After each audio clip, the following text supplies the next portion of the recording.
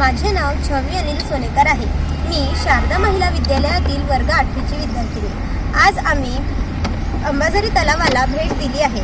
त्याबद्दल मी तुम्हाला सविस्तर माहिती सांगणार आहे। पश्चिम नागपुरात अंबाझरी धरण हे मातीचे असून त्यामुळे शहरातील सर्वात मोठे सरोवर तयार झाले आहे।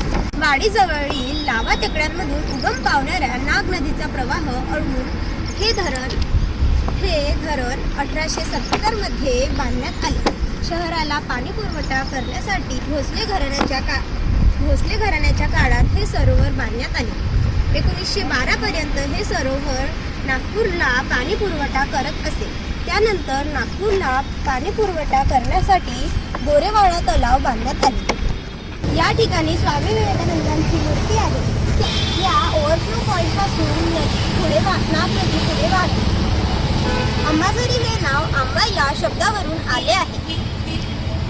हे धरण सुमारे 350 एकर परिसरात पसरलेले आहे।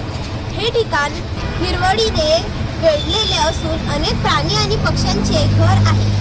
आज अंबाझरी बागेसह एक लोकप्रिय सहल स्थळ आहे। हे धरण अजूनही वरच्या भागातील MIDCला औद्योगिक वापरासाठी काही प्रमाणात पाणी पुरवते। नागपूरमधील अंबाझरी जैवविविधता उद्यान हे शहराच्या मध्यभागी अंबाझरी तलावाच्या मागील बाजूस असलेले एक प्रमुख निसर्ग पर्यटन स्थळ आहे।